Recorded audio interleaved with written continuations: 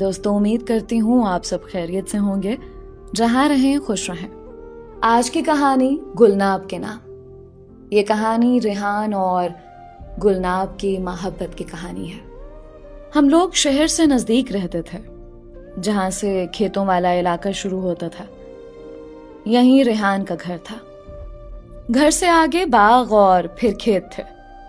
پہلے یہاں ریحان نہیں رہتا تھا، نوکر اور کچھ رشتہ دار رہتے تھے۔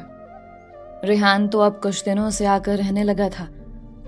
میں نے ریحان کو بھی کبھی نہیں دیکھا تھا، بس اتنا پتا تھا کہ ہمارے گھر کے پاس ملک صاحب کی زمین اور باغ ہیں، جس میں ان کا بڑا سا پختہ مکان تھا۔ مگر اس مکان میں وہ کبھی کبھی آتے تھے، کیونکہ ملک صاحب گاؤں میں رہتے تھے، جہاں ان کی 2 بیویاں تھیں۔ ریحان انہی ملک صاحب کا پہلوٹی کا بیٹا تھا۔ ریحان کی ماں اس کے بچپن میں ہی فوت ہو گئی تھے۔ اس کو سوتیلی ماں نے پالا تھا، جس کی کوئی اولاد نہ تھے۔ البتہ ریحان کی تیسری سوتیلی ماں اسے جلتی تھی اور اس کے لیے طرح طرح کے مسائل پیدا کرتی تھی، جس کی وجہ سے ریحان گھر سے باہر رہتا تھا۔ پہلے وہ شہر کے ہاسٹلز میں رہا۔ جب تعلیم مکمل کر لی تو اس کے والدین نے اس کے حصے کی زمین اور جائیداد اس کے سپرد کر دی۔ اس طرح ریحان مالی لحاظ سے ایک حد تک خود کفیل ہو گیا۔ ریحان کے حصے میں جو زمین، مکان، باغ اور کھیت آئے، یہ وہی تھے جو ہمارے گھر کے نزدیک تھے۔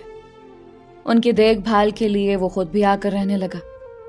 ریحان اپنے بوڑھے نوکر کے ساتھ اکیلا ہی رہتا تھا، لیکن مجھے اس بات کا پتہ نہیں تھا کہ میں نے یہاں اپنے پڑوس میں ریحان کو پہلے بھی دیکھا نہیں تھا۔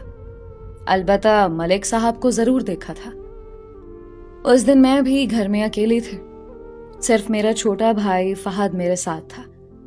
کچن میں کوئی کام کر رہی تھی کہ فہد نہ جانے کس وقت گھر سے باہر نکل گیا۔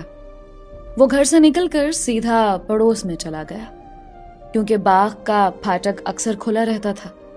فہد پہلے بھی کنو اور مالٹے توڑنے کے شوق سے باغ میں گھس جایا کرتا تھا۔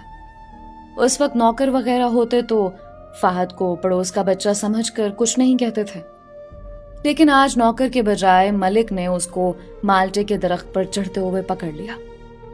ہمارا کچن باغ کی دیوار کے ساتھ ہی تھا۔ اچانک مجھے اپنے بھائی کی چیخ سنائی دے۔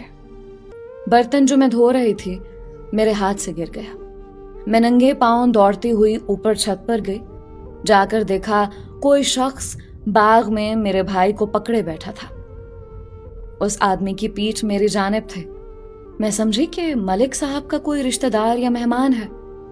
میں نے چھت پر سے اونچی آواز میں کہا، بابا جی، میرا بھائی ہے، اس کو چھوڑ دو۔ میں سمجھ رہی تھی کہ کوئی بوڑھا ہوگا۔ وہ بغیر میری طرف منہ کیے بولا، ذرا نیچے آ کر اپنے بھائی کی چوری تو دیکھو، کتنے پھل اس نے اجاڑ ڈالے ہیں۔ گھر میں کوئی نہ تھا، اس لیے مجھے ہی فہد کو چھڑانے جانا پڑا۔ جب میں باغ کے اندر داخل ہوئی تو دیکھا سامنے ایک اجلا خوبصورت نوجوان کھڑا ہے۔ اس نے مجھے دیکھتے ہی فہد کو چھوڑ دیا۔ وہ دوڑ کر میرے پاس آ گیا۔ میں اس کو لے کر واپس جانے لگی تو ریحان نے کہا کہ آپ ہمارے گھر پہلی مرتبہ آئی ہیں، ذرا بیٹھیے تو صحیح، آئیے کمرے میں آ جائیے۔ میں فہد کا ہاتھ پکڑے ہوئے اس کے مکان میں چلی گئی۔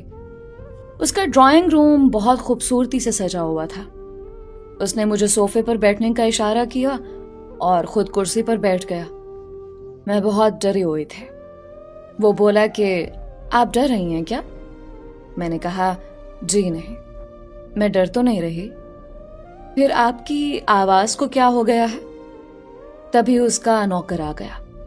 ریحان نے اس کو کافی لانے کو کہا۔ وہ ٹرالی میں پھل، بسکٹ، مٹھائی اور کافی لے آیا۔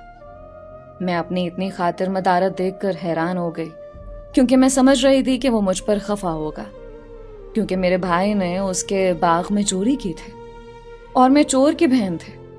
مگر ایسا نہیں تھا، بلکہ میری عزت افزائی ہو رہی تھی۔ اس نے مجھے کافی بنا کر دی۔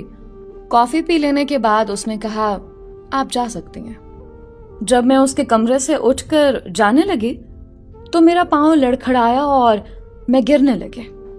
تو اس نے مجھے گرنے سے بچا لیا اور بولا، آپ کو کیا ہو گیا ہے؟ بہت گھبرا رہی ہیں۔ اس رات مجھے نیند نہ آئی۔ میں واقعی گھبراہٹ کا شکار تھی۔ رہ رہ کر دل گھبراتا تھا۔ جی چاہتا تھا ایک بار پھر ریحان نظر آ جائے، اس سے سامنا ہو جائے تو دل کو سکون آئے۔ 2-4 دن گزرنے کے بعد ریحان کا نوکر ایک بڑی سی ٹوکری میں بہت سے پھل لے آیا۔ یہ پھل ریحان نے ہمارے گھر تحفے کے طور پر بھیجے تھے۔ ابا جان کو نوکر نے پھل لا کر دیے۔ ابا جان نے شکریہ ادا کیا۔ اگلے دن وہ ریحان سے ملنے اس کے گھر گئے۔ اس طرح انہوں نے بھی پڑوسی سمجھ کر ریحان کو چائے پر بلا لیا۔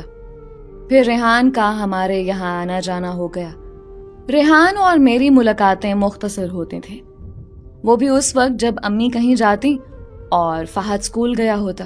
میں چھت سے ریحان کے باغ میں جھانکتی تو وہ برآمدے میں بیٹھا ہوتا یا باغ میں گھوم پھر رہا ہوتا، اور مجھے دیکھ لیتا تو اشارے سے کہتا آ جاؤ کافی پیتے ہیں۔ میں جاتی مگر بس 5-10 منٹ بیٹھ کر آ جاتے۔ اس طرح ہم محبت کرنے لگے۔ جلد ہی میرے والدین نے محسوس کر لیا کہ مجھے ریحان کا دھیان رہتا ہے۔ وہ جب بھی ہمارے گھر آتا میں دوڑ کر اس کے لیے چائے بنانے لگتے۔ میں اپنے جذبات اور خوشی کو چھپانے سے قاصر تھے۔ اس کے پاؤں کی چاپ پہچان کر ہی میں کھل اٹھتے تھے۔